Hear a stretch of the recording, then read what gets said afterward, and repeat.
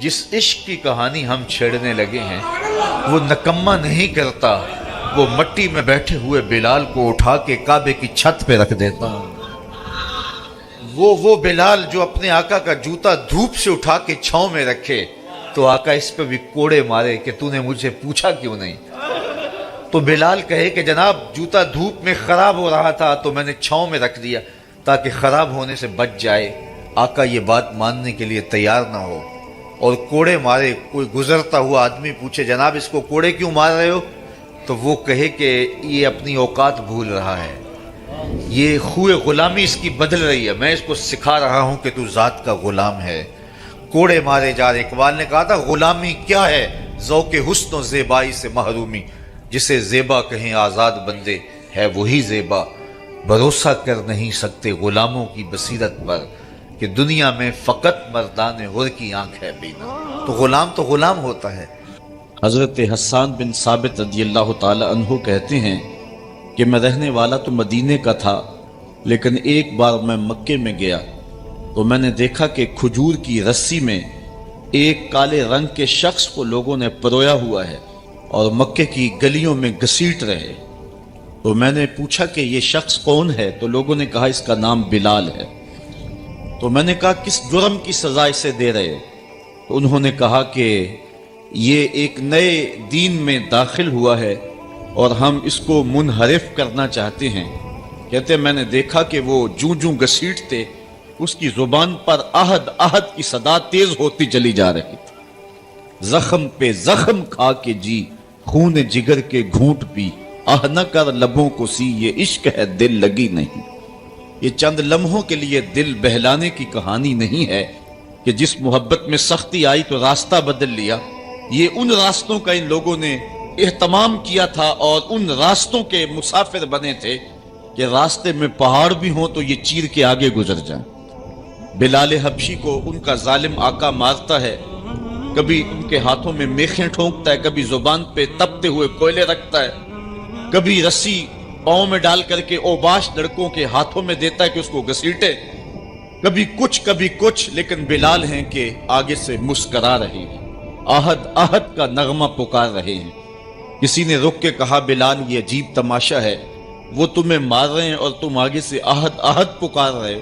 تو حضرت بلال بولے تم جاؤ نا بازار میں مٹی کا پیالہ خریدنے کے لیے تو اس کو بھی ٹھونک ٹھونک کے دیکھتے ہو، اس کی آواز تو ٹھیک ہے، کہیں کچا تو نہیں ہے۔ کہا تم تو مٹی کا پیالہ بھی خریدو تو ٹھونک بجا کے دیکھو، یہ کہیں کچا تو نہیں ہے، اس کی آواز تو ٹھیک ہے۔ کہا میرا مالک بلال کو خرید رہا ہے، دیکھ رہا ہے بلال کچا تو نہیں ہے، اس کی آواز تو ٹھیک ہے۔ میں کہتا ہوں مالک خرید لے بلال کو، کھال ادھر بھی جائے گی، حق کی صدا ختم نہیں ہوگی۔ محبت کی یہ البیلی اور انوکھی داستانیں اہل ایمان رقم کی ہیں۔ اگر اس عنوان سے بات کی جائے تو یہ تاریخ کا ایک ایسا باب ہے۔ حضرت سمیہ رضی اللہ تعالی عنہ اسلام کی پہلی شہیدہ، جن کو مکے کے چوک میں ابو جہل نے جو ہے وہ نیزہ مار کر کے شہید کیا۔ راہ خدا میں بہنے والا یہ خون تاریخ اسلام نے محفوظ کر لیا، ایک عورت کا خون تھا۔ اور پھر حضرت عمار ابن یاسر کے والد حضرت یاسر کو بھی شہید کیا گیا، دونوں ماں باپ شہید ہو گئے اور بیٹا پھر بھی ڈٹا ہوا ہے۔ کافروں نے حضرت عمار ابن یاسر کو پکڑ کے تپتی ہوئی آگ میں ڈال دیا اور انہوں نے رخ کیا حضور کے کاشانہ انور کی طرف اور آنکھوں میں آنسو امڑ آئے۔ تو کافر سمجھے شاید جلتی ہوئی آگ کے شعلوں سے اور بھڑکتے ہوئے کوئلوں سے ڈر گیا ہے۔ کہا عمار گھبرا گئے ہو، تمہیں ان تپتے ہوئے کولوں سے باہر نکال لیا جائے؟ تو حضرت عمار مسکرا کے کہنے لگے میں ان تپتے ہوئے کولوں سے نہیں ڈرا، میں تو راہیں تک رہا ہوں، جس محبوب کے لیے دکھ سہ رہا ہوں کبھی وہ جلوہ فراز بھی تو ہو جائے نا۔ اچھا ادھر غلام تڑپا، ادھر آقا تشریف لے آئے۔ حضرت عمار ابن یاسر کے سر پہ ہاتھ رکھ کے حضور نے کہا یا نارو کونی بردم و سلامن علی عمار ابن یاسر کما کنت علی ابراہیم، اے آگ جس طرح ابراہیم پہ ٹھنڈی ہوئی تھی آج میرے عمار ابن یاسر پہ بھی ٹھنڈی ہو جائے۔ تو محبتوں کی یہ داستانیں بڑی دل آویز ہیں، لیکن جب عشق کی دولت لازوال نصیب ہوتی ہے تو دیکھیے یہ عشق کیسا بندہ نواز ہے۔ حضور جب معراج سے واپس پلٹتے ہیں، اسی بلال کو جو آقا کا جوتا اٹھا کے چھاؤں میں رکھنے کا روادار بھی نہیں ہے، میرے حضور پوچھتی ہیں بلال تو کون سا نیک عمل کرتا ہے، میں نے جنت میں تیرے قدموں کی آہٹ سنی ہے۔ کیا خیال ہے اس ایک جملے نے دور غلامی کی ساری تھکن اتار نہیں دی ہوگی، اور بلال فرش سے اٹھ کے فراز عرش پہ نہیں پہنچ گیا ہوگا؟ تو وہ اور عشق ہے جو نکما کرتا ہے، یہ عشق سر بلند کرتا ہے، یہ عشق ذرہ نواز ہے، یہ عشق عزتیں دیتا ہے، یہ مقامات رفیع اور عزتوں کی مسندوں پہ بٹھاتا ہے۔ اللہ اکبر۔ میں آپ سے پوچھوں کہ جس زمانے میں میرے حضور آئے تھے اس زمانے کے خاقان کا نام کیا تھا؟ تو شاید اس بھری مجلس میں کوئی نہ بتا سکے سوائے اس کے جس کا بڑا گہرا تاریخی مطالعہ ہو۔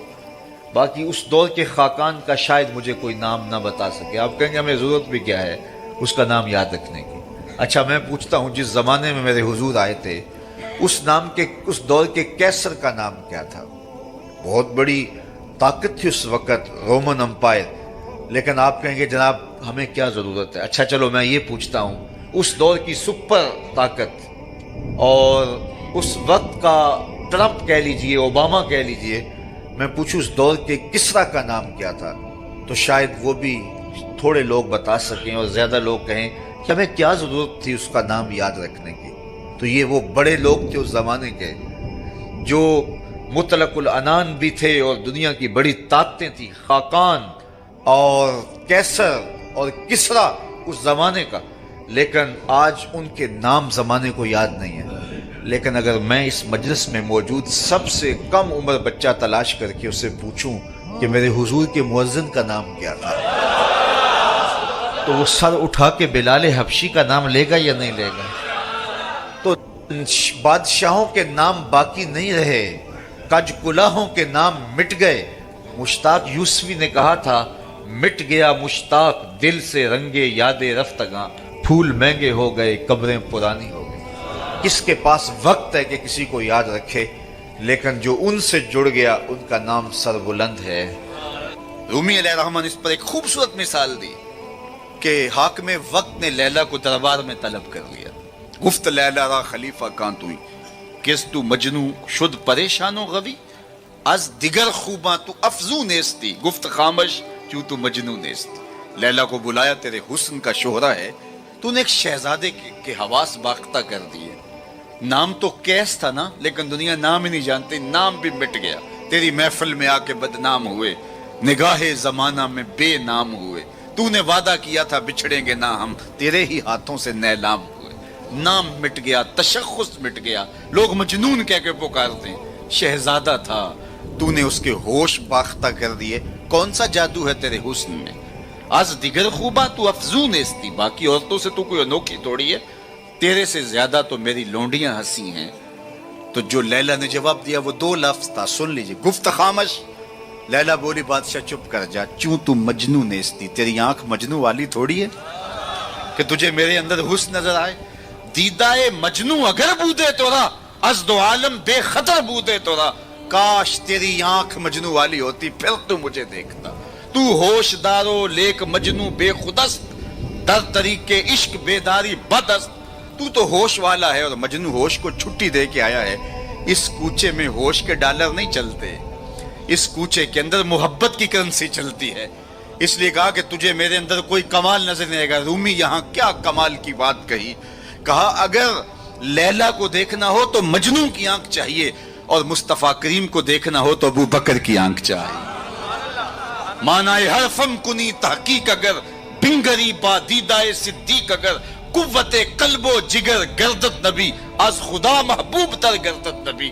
کہا اگر وہ نگاہ مل جائے تو جدھر دیکھو گے جلوے نبی کے ہی نظر آئیں گے۔ اللہ اکبر۔ تو بندہ جس سے محبت کرتا ہے اس کے عیب نہ دیکھ سکتا ہے، اس کے عیب نہ سن سکتا ہے، لیکن جن سے ہم پیار کرتے ہیں ان میں تو عیب ہے ہی نہیں۔ خلقت مبرم من کل عیب، وہ کمال حسن حضور ہے کہ گمان نقص جہاں نہیں۔ نقص تو دور کی بات ہے، یہاں نقص کا گمان ہی نہیں۔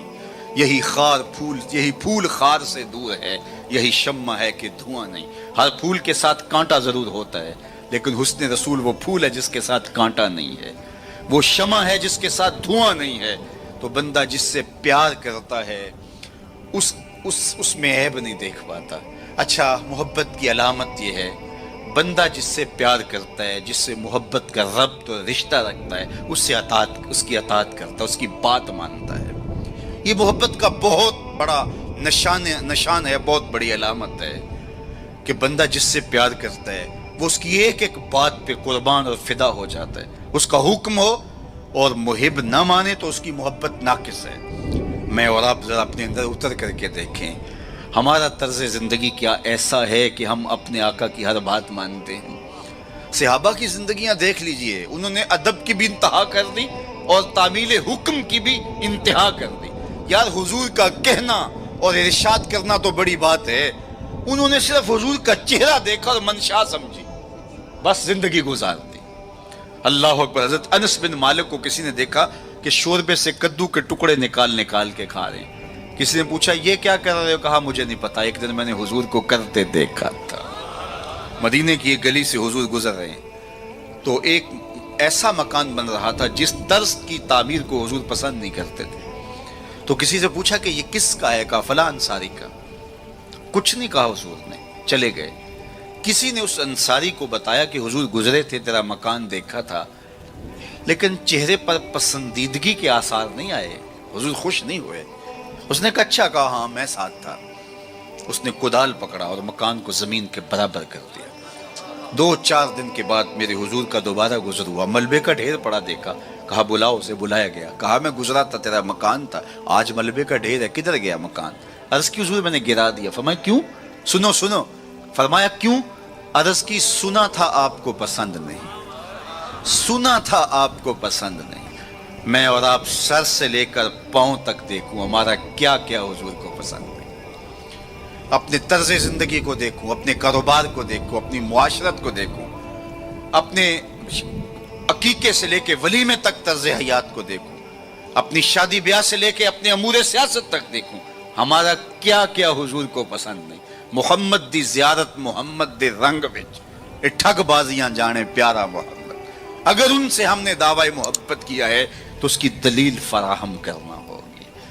میرے آقا کریم علیہ الصلوۃ والسلام تو کسی سے وعدہ کر دیتے ہیں کہ میں تیرے آنے تک کھڑا ہوں، اور وہ جا کے بھول جاتا ہے، اور حضور 3 دن تک کھڑے. قضائے حاجت کے لیے جاتے ہیں، پھر آ کے کھڑے ہو جاتے ہیں کہ میں نے وعدہ کیا تھا تیرے آنے تک کھڑا ہوں، وہ بھی نہیں آیا. 3 دن راتیں گزر جاتی ہیں. پھر وہ ایک دن اچانک گزرا تو دیکھا حضور کھڑے ہیں تو یاد آ گیا ہو یہ تو میرے سے وعدہ تھا. بڑا شرمندہ ہوا، شرمسار ہوا. اللہ اکبر. قریب آیا تو ڈر رہا تھا کہ مجھے کیا کہا جائے گا، لیکن صرف اتنا کہا تو نے مجھے مشقت میں ڈال دیا. قصور اس کا تھا، بھول وہ گیا، لیکن میرے حضور 3 دن تک کھڑے رہے ہیں. اور میں لوگوں کو خود ٹائم دیا کہ مجھے ملنے آنا، اس وقت گھر پہ ہوں گا. اور وہ دروازے پہ آ کے بیل دیتا ہے اور میں بچے کو کہتا ہوں جاؤ کہہ دو ابو گھر پہ نہیں ہے. میں کیسا عاشق رسول ہوں، کیسے میں حضور کے عشق کا دعویٰ کرتا ہوں. اگر میرے سینے پہ حضور کے نام کا بیج لگا اور میں دکان پہ بیٹھا ہوں تو گاہک کو تسلی ہونی چاہیے اس کے سینے پہ حضور کے نام کا بیج لگا، یہ کم تول ہی نہیں سکتا. یہ عاشق رسول ہے. یہ سارا دن جو ہے وہ یوں بیٹھ کے چلا جائے گا، 2 نمبر مال نہیں بیچ سکتا، اس لیے کہ یہ عاشق رسول ہے. کوئی رشتہ کرنے آئے تمہارے گھر کے چھت پر میرے حضور کے نام کا جھنڈا لگا ہے، اسے کسی سے نہ پوچھنا پڑے کہ یہ کیسا شخص ہے، اسے پتا چل جائے یہ عاشق رسول ہے.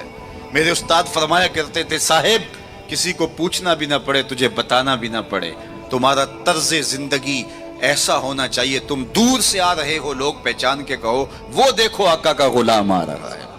ہمارا طرز زندگی اتنا خوبصورت ہو، ہمارا انداز حیات اتنا خوبصورت ہو. چوں بنا میں مصطفیٰ خانم درود، از خجالت آب می گردد وجود، عشق می گوید کے محکوم غیر، سینہ تو از بتا مانند دیر، تا نداری از محمد رنگ و بو، بر زبان از درود خود میالہ نام ہو. کہا کہ جب تو حضور پہ درود پڑھتا ہے تو ذرا اپنے اندر بھی اتر کے دیکھ کس کا نام لے رہا ہے اور تیرے اپنا طرز حیات کیا ہے.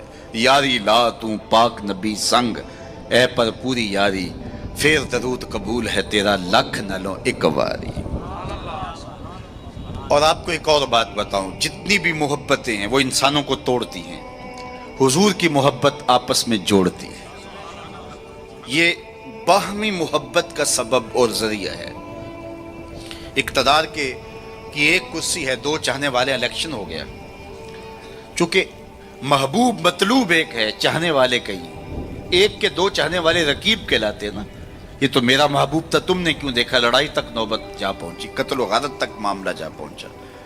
ایک کے دو چاہنے والے رقیب کہلاتے ہیں، اور یہاں ایک کے اربوں چاہنے والے آپس میں حبیب کہلاتے ہیں.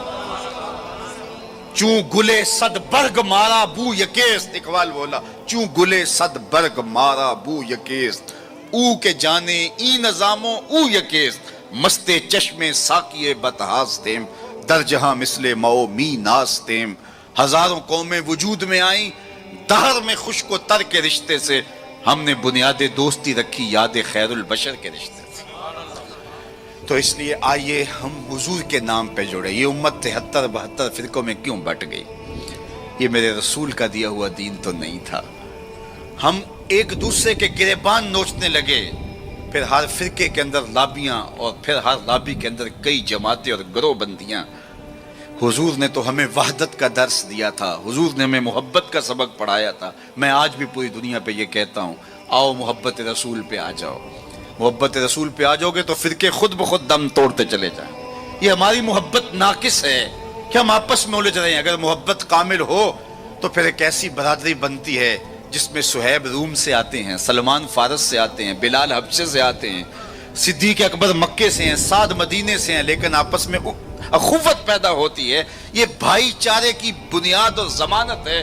تو چوں گلے صد برگ مارا بو یکیست، او کے جانے ای نظاموں او یکیست. میرے استاد ایک شعر جھوم کے پڑھا کرتے تھے، اور آج میں وہ آپ کی نظر کر رہا ہوں، آپ کے ذوق کی تسکین کے لیے، کہ محمد کی وساطت سے محبت تیری میری ہے. میں آپ کے شہر میں پہلی مرتبہ آیا ہوں. دارالسلام کا نام سنا تھا. یہاں ایک سنی کانفرنس کسی زمانے میں ہوئی تھی. سروں کا ہجوم تھا، محبتوں کی کیفیات تھی. مجھے شوق تھا کہ میں بھی اس بستی کے مکینوں کو دیکھ آؤں، لیکن آپ کی آنکھوں میں چمکتا ہوا پیار، پیشانیوں پہ لکھی ہوئی محبت. میرا تو آپ کا پہلا تعارف ہے، میری آپ کی برادری الگ ہے، میرا آپ کا کوئی کاروباری سانج نہیں ہے، لیکن آپ کے دل میں میرے لیے محبت اور میرے دل میں آپ کے لیے دعائیں. یہ رشتہ قائم کیسے ہوا؟ تو میرے استاد جھوم کے پڑھا کرتے تھے، محمد کی وساطت سے محبت تیری میری ہے، محبت اصل ہے ان کی، نہ تیری ہے نہ میری. تو یہ وہ بنیاد ہے محبت کی. اور ایک بات اور کروں کہ جتنی بھی محبتیں ہیں، وہ غالب نے کہا تھا نا، عشق نے غالب نکما کر دیا، ورنہ ہم بھی آدمی تھے کام کے. ایک وہ عشق بھی ہے جو اچھے بھلے انسان کا بیڑا غرق کر کے رکھ دیتا ہے، اور وہ منہ چھپاتا پھرتا ہے. وہ عشق نکما کر دیتا ہے، صلاحیتوں کو جو ہے وہ زائل کر دیتا ہے. ایک وہ عشق ہے، اور یہ وہ عشق ہے جو بلال کو پستیوں سے اٹھا کے کعبے کی چھت پہ کھڑا کر دیتا ہے. یہ بندہ نواز عشق ہے. اور یہ بھی سنیے کہ جتنے بھی عشق ہیں ان کا انجام رسوائی ہوتا ہے. میں سویر سے لے کر شام تک سڑکوں پہ سفر پہ ہوں. کل شیخو پورے تھا، پھر آج دھوبی گھاٹ، تو اب آپ کے پاس. کل اگلی منزل وہ کبھی کیا کسی نے کہا، کبھی عرش پر کبھی فرش پر، کبھی ان کے در کبھی در بدر، غم عاشقی تیرا شکریہ میں کہاں کہاں سے گزر گیا. میں ایک دن سیالکوٹ سے واپس آ رہا تھا، تو راستے میں ایک جھونپڑا بنایا تھا کسی ملنگ نے، تو اس کے اوپر لکھا تھا سڑکوں والی سرکار. تو میں نے اپنے ساتھی سے کہا کہ یہ تو کنارے والی سرکار ہے، سڑکوں والی سرکار تو ہم ہیں کہ سویر سے لے کر شام تک سڑکوں پہ ہی رہتے ہیں. تو جو بندہ سڑکوں پہ رہے تو اس کے تجربات بھی فزوں تر ہوتے ہیں. تو آپ نے گاڑیوں کے پیچھے لکھے جملے لکھے پڑے ہوں گے، میں تو روز ان مراحل سے گزرتا ہوں. کبھی کسی ٹرک کے پیچھے کچھ لکھا ہے، وہ لکھنے والے کے، اس ڈرائیور کے نفسیات کا خلاصہ ہوتا ہے. تو کئی جملے تڑپا دیتے ہیں، کئی رلا دیتے ہیں، کوئی ایسے جملے ہوتے ہیں کہ پھر ہنسی نہیں تھمتی، اور کچھ ایسے جملے بھی ہوتے ہیں کہ جو ہے وہ لفظ سل جاتے ہیں. ایک جملہ آپ نے بھی پڑھا ہوگا اور بار بار پڑھا ہوگا، صنم بے وفا. تو میں اپنے دوستوں کو پوچھتا ہوں یہ بتاؤ کیا لکھا ہے، تو وہ کہتے ہیں جناب آپ بھی تو پڑھ رہے ہیں. میں نے کہا اس کا مطلب کیا؟ کہتے ہیں جناب آپ بتا دیجئے. میں نے کہا یہ تحریری احتجاج ہے، کسی نے کسی سے پیار کیا ہوگا اور بے وفائی لیے آج اپنی بھڑاس نکال رہا ہے، غصہ نکال رہا ہے. تو میں کہا صاحب تو نے پیار اس سے کیا جس نے بے وفائی کی، آ تجھے اس چوکھٹ پہ لے چلوں. جو ہاتھ پکڑتے ہیں تو حشر کے دن بھی نہیں چھوڑتے. تو محبت کا ربط ان سے قائم کیجئے، محبت کا رشتہ ان سے قائم کیجئے جو تمہارے لیے عزت کا باعث ہے۔ تم محبوب کا نام نہیں چھپاتے رہو گے، بلکہ تمہارے لیے قرار جاں ہے، تمہارے لیے تسکین جاں ہے ان کا نام، اور ان کا ذکر تمہارے لیے راحتوں کا سما۔ تو ان کا ذکر راحتوں کا سما اور تسکین اور قرار کا ذریعہ بن جائے گا۔ تو یہ وہ نام ہے جو عزت نواز۔ میں تو یہ کہتا ہوں کہ یہ محبت ہمارے لیے عزت کا سبب ہے۔ اعلیٰ حضرت نے کیا خوب کہا، جس کا حسن اللہ کو بھی بھا گیا، جس کا حسن اللہ کو بھی بھا گیا، ایسے پیارے سے محبت کیجئے۔ ایسا تو نہیں کہ محبوب کا نام چھپاتے پھریں، بلکہ یہ وہ محبت ہے، وہ بندہ نواز محبت ہے کہ جو ہمارے لیے باعث فخر و مباحات ہے، ہمارے لیے باعث عزت ہے۔ اعظم چشتی نے تو قلم توڑ دیا، اپنا معیار زمانے سے جدا رکھتے ہیں، ہم تو محبوب بھی محبوب خدا رکھتے ہیں۔ وہ گلیوں میں آوارہ پھرنے والا کوئی شخص محبوب تھوڑا ہے کہ شرمندگی ہو؟ ہمارا محبوب تو وہ ہے کہ جو عرش کی راہوں کا سیاح ہے نا۔ تو یہ ناز ہے، یہ فخر ہے ہمارے لیے۔ تو پھر جس سے محبت کی جاتی ہے، اس کی محبت کا ایک تقاضا، میری بات اپنے اختتام کو پہنچے، کہ بندہ جس سے محبت کرتا ہے اس کی فکر کو اختیار کرتا ہے اور اس کو اپنی روح میں اتارتا ہے، اور پھر اس کا مبلغ بن جاتا ہے، اس فکر کے ابلاغ کے لیے اپنی صلاحیتوں کو صرف کر دیتا ہے۔ تو میں اور آپ اگر آقا و مولا سے محبت کرتے ہیں، حضور سے الفت کا ربط و رشتہ رکھتے ہیں، تو ان کا لایا ہوا نظام حیات ہماری روحوں میں اترنا چاہیے۔ ہمارے طرز زندگی اس بات کی گواہی دیں کہ ہم حضور کے غلام ہیں، اور پھر اس خوشبو کو اطراف عالم اور اکناف جہاں کے اندر ہم پھیلا کر کے جو ہے وہ اس منصب کو ادا کرنے کی کوشش کریں، اور ہماری زندگی اس کی گواہی دے۔ صحابہ نے اپنی زندگیاں اس مقصد کی خاطر لگائیں اور شب و روز ایک کر کے رکھ دیا۔ آج اصحاب رسول کی قبریں پوری دنیا کے اوپر ہمیں ملتی ہیں۔ یار مدینہ المنورہ کو دیکھنے کے لیے لوگ تڑپتے ہیں، تو یہ شہر مدینہ چھوڑ کے چلے کیوں گئے؟ اور اس ٹھنڈی چھاؤں کو چھوڑ کے کوئی کہاں جا کے دفن ہوا، کسی نے کہاں چاند وار دی؟ تو اصل بات یہ ہے کہ محبوب کا مشن عزیز ہوتا ہے، محبوب کی فکر عزیز ہوتی ہے۔ وہ کسی نے کہا تھا نا، میں مر کے بھی زندہ ہوں اہل وفا کی محفل میں، میری محفل میں آ میرا مزار نہ پوچھ۔ تو جب ان کے ہوئے ہو تو پھر اپنی زندگی، اور وہ لوگ جنہوں نے حضور کا نام لیا، اس تابی کی کہانی کوئی نہیں بھول سکتا جس کا ذکر اقبال نے کیا، کہ وہ گھوڑے کی ننگی پیٹھ پہ بیٹھ کے اللہ کے دین کا پیغام لے کے آگے بڑھا، اور چلتے چلتے دلدل آ گئی تو اس نے گھوڑے کی باگیں کھینچ لی اور کہا، مالک میرے جذبے تو جواں تھے، تیری زمین ہی ختم ہو گئی۔ اس پہ اقبال نے کہا تھا، دی اذانیں کبھی یورپ کے کلیساؤں میں، کبھی افریقہ کے تپتے ہوئے صحراؤں میں، دشت و دشت دریا بھی نہ چھوڑے ہم نے، بحر ظلمات میں دوڑا دیے گھوڑے ہم نے۔ تو آج میں اور آپ ان جذبوں سے سرشار ہوں گے، لیکن وہی بات جو میں عرض کر چکا، اس کا آغاز ہماری اپنی ذات سے ہوگا۔ ہمارا عمل گواہی دے گا، ہمارا رویہ گواہی دے گا، ہمارا طرز زندگی گواہی دے گا۔ ہم دوسروں کو مسلمان کرنے کے لیے بے چین ہیں، ذرا 2 لمحوں کے لیے اپنے اندر بھی اتر کے دیکھو، یہ پاپی بھی سیدھا ہوا ہے کہ نہیں ہوا، اس من کے اندر بھی روشنی ہوئی ہے کہ نہیں ہوئی۔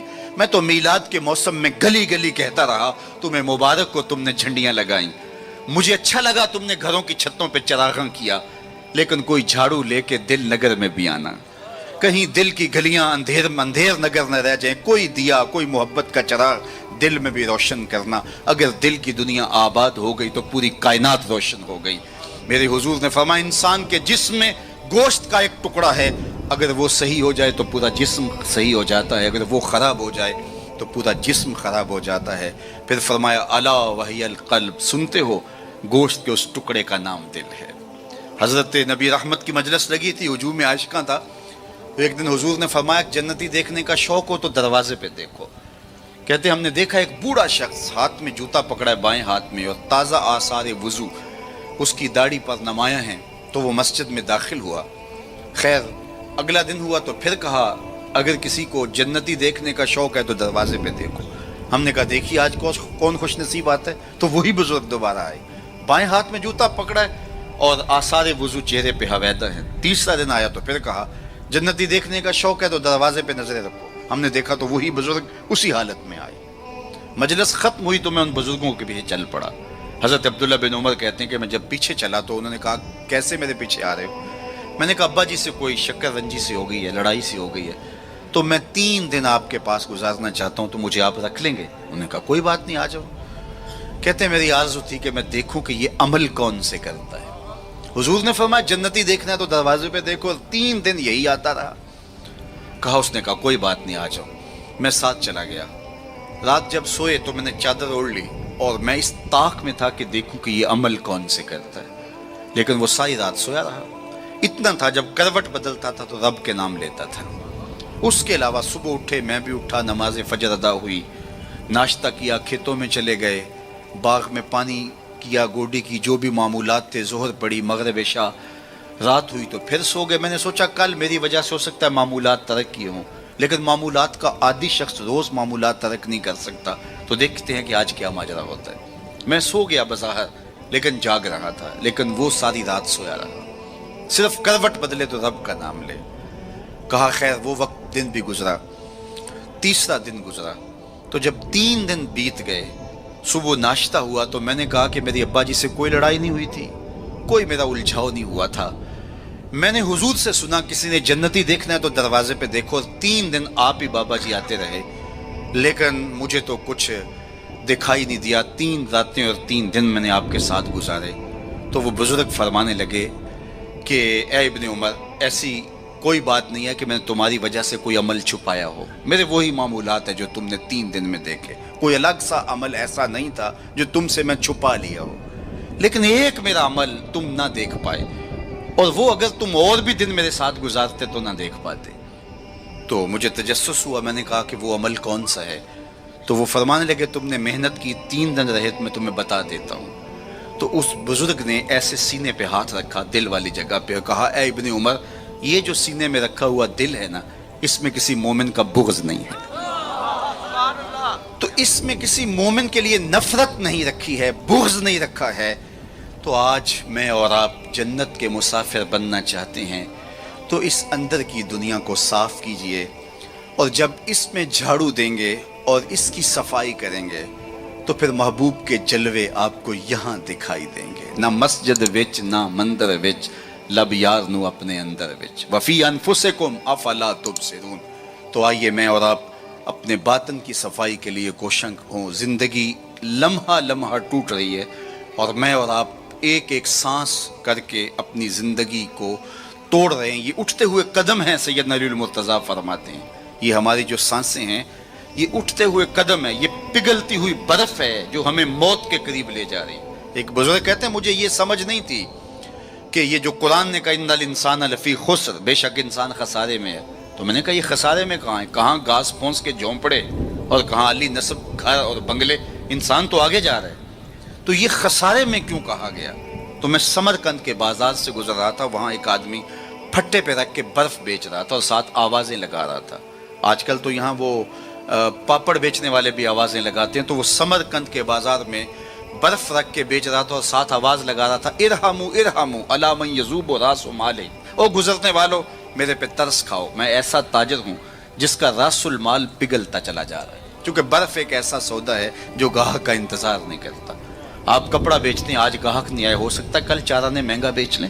آپ پیٹرول بیچتے ہیں, ہو سکتا ہے پڑا پڑا 6 روپے اوپر چلا جائے, آپ کروڑوں کے فائدے میں چلے جائیں. لیکن اگر برف کا کل گاہک آپ بھی آ گیا اور مہنگی بھی ہو گئی, برف ہی نہیں ہوگی. تو وہ کہتا ہے لوگوں میرے پہ رحم کرو, مجھ سے برف لو, میں ایسا تاجر ہوں جس کا راس المال پگھلتا چلا جا رہا ہے. ارحمو ارحمو علی من یذوب راس مال. تو قدم رک گئے اور کہا کہ مجھے ان الانسان لفی خسر کا ترجمہ سمجھ میں آ گیا. جس طرح تیری برف پگھلتی جا رہی ہے میری زندگی پگھلتی جا رہی ہے, تیری برف قطرہ قطرہ پگھل رہی ہے, میری زندگی سانس سانس پگھل رہی ہے. اگر تو اب بیچ لیتا ہے, اس کے بدلے درہم لے لیتا ہے, دینار لے لیتا ہے, پارچہ جات لے لیتا ہے, کوئی جنس لے لیتا ہے, تجھے 4 آنے بچ جائیں گے. اور میں بھی ان سانسوں کے بدلے درود پڑھ لیتا ہوں, ان سانسوں کے بدلے نماز پڑھ لیتا ہوں, سانسوں کے بدلے قیام کرتا ہوں, رکوع کرتا ہوں, سجود کرتا ہوں, کسی دکھی کے کام آ جاتا ہوں, کسی پریشان حال کی پریشانی دور کر دیتا ہوں, تو یہ میری سانسیں کام آ گئی.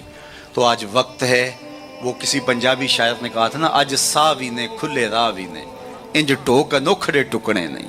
آج وقت ہے, آج فرصت ہے. وہ فقیر کھڑا تھا بازار میں رو رہا تھا, تو کسی نے گزرتے ہوئے کہا بابا کسی نے مارا ہے, تنگ کیا ہے؟ کہا نہیں کوئی ایسا ماجرا نہیں ہوا، ان کے رویے نے رلا دیا۔ کہا کیا مطلب؟ کہا ان کو دنیا میں کھوئے ہوئے دیکھا، دل میں ترس جاگا، تو میرا خیال ہوا ان بندوں کی اور رب کی صلح نہ کروا دوں۔ تو کہا پھر کیا ہوا؟ کہا میں نے اس سے بات کی، آواز آئی لے آ میری چوکھٹ پہ، ایک آنسو سے سارے گناہ معاف کر دو۔ میں بڑا خوش ہوا، میں ان سے بات کی، یہ الٹا میرا مذاق اڑانے لگے، جا بابا اپنا کام کر، تمہیں کیا پتا ہوتا ہے دنیا اور دنیا داری کیا ہوتی ہے۔ تو وہ تو مان رہے، یہی نہیں مان رہے، تو مجھے اس پہ رونا آ گیا۔ خیر وقت گزر گیا، اگلے دن وہی شخص قبرستان کے قریب سے گزرا، دیکھا وہ فقیر وہاں کھڑا بھی رو رہا تھا۔ کہا بابا بازاروں میں بھی روتا ہے، قبرستانوں میں بھی روتا ہے، آج کیا ماجرا ہے؟ کہا کہانی کل والی ہے۔ کہا کیا مطلب؟ کہا ان سے مایوس ہو گیا تو آج ادھر نکل آیا، اور میرا خیال ہوا آج ان کی اور رب کی صلح کرواؤں۔ تو تجسس سے پوچھا آج کیا بنا؟ کہا آج یہ مان گئے وہ نہیں مانتا، کل وہ مانتا تھا یہ نہیں مان رہے تھے، اور آج یہ مانتے ہیں وہ نہیں مانتا۔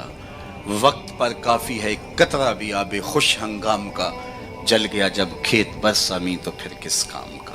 آئیے میں اور آپ اپنے رب سے اپنے تعلق کو جوڑ لیں، اپنی زندگی کو کبھی بھی نماز سے محروم نہ رہنے دینا، سونے سے قبل 5 انگلیاں بھی گن لینا اور 5 نمازیں بھی گن لینا۔ اس شخص سے بڑا بدبخت کوئی نہیں ہے جو رب کے حضور سجدہ ریز نہیں ہوتا ہے۔ یہ بد نصیبی ہے کسی شخص کی کہ اس کی پیشانی کو سجدے کا نور نصیب نہ ہو۔ بعض لوگ کہتے ہیں میں نہیں کرتا سجدہ، میں کہتا ہوں تو کون ہے بدبخت، تجھے رب اپنی چوکھٹ پہ بلاتا ہی نہیں۔ اتنا بد نصیب ہو گیا ہے کہ تجھے دھتکار دیا گیا، حی علی الصلاۃ حی علی الفلاح، 5 وقت صدائے دل نواز سنتا ہے لیکن تیرے قدم نہیں اٹھتے، تجھے توفیق نصیب نہیں ہوتی۔ اس سے معافی مانگ اور اپنی زندگی کو سجدوں سے آباد کر۔ مخلوق خدا کے ساتھ شفقت یہ اللہ اور اس کے رسول کی قربت کا ذریعہ ہے۔ میرے والد گرامی فرمایا کرتے تھے اگر تم چاہو کہ حضور تم سے پیار کریں تو حضور کی امت سے پیار کیا کرو۔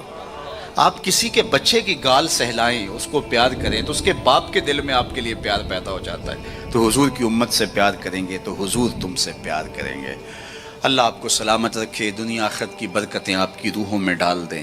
اقبال کے سارے کلام کا رس نچوڑیں تو خلاصہ یہ نکلتا محمد سے وفا تو نے تو ہم تیرے ہیں، یہ جہاں چیز ہے کیا لوح و قلم تیرے ہیں۔ اقبال کہتے ہیں حضور سے وفا کرو، قلم بھی تمہیں دے دیں گے، تختی بھی تمہیں دے دیں گے، پھر جو لکھنا ہوا خود ہی لکھ لینا، پھر تمہاری تقدیر کے فیصلے کہیں اور نہیں ہوں گے، خدا بندے سے خود پوچھے گا بتا تیری رضا کی، لیکن شرط ہے کہ تم ان کے ہو جاؤ۔ وآخر دعوانا ان الحمد للہ رب العالمین۔